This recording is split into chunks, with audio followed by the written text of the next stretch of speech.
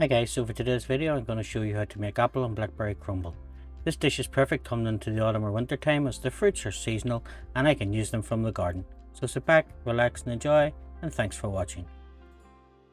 Now so we take an oven proof dish. Into that I'm going to add 700 grams or 1.5 pounds of cooking apples that have been peeled, cored and cut into wedges.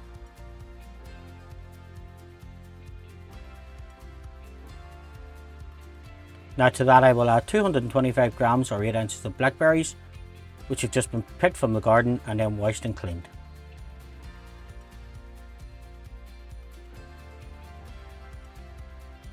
So on top of that then I'm going to add 110 grams or 4 ounces of sugar.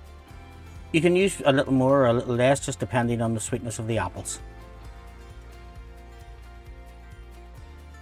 So now to finish the fruit part, I'm just going to sprinkle half a teaspoon of ground nutmeg over the top, and then we're going to set that to the side while we get the crumble part ready. So now in a separate bowl I'm going to add 110 grams of 4 ounces of plain flour, 90 grams or 3 ounces of chopped butter, and we're going to get our hands in there and we're going to rub them until they resemble a fine crumb. Now folks, if you're enjoying my videos, don't forget to hit the like button, subscribe to the channel and do hit the bell button for notifications. It does help that I can make further videos for you. Now once we've got the fine crumb mixture, to that then I'm going to add 60 grams or 2 ounces of oat flakes and 90 grams 3 ounces of light brown sugar.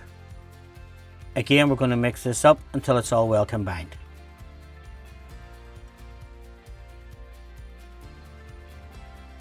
Now once that's well combined, we're going to take the apple and blackberry fruit mix from earlier and we're going to put the crumble over the top, spreading it out evenly.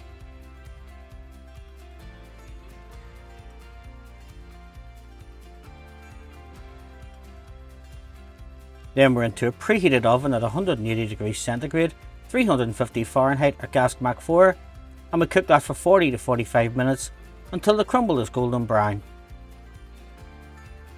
Serve mine with some vanilla ice cream, but it also goes great with custard. Now folks, I have lots more videos of desserts on my playlist, so if you just hit this button to your right. Again, thanks for watching and I hope to see you in my further videos.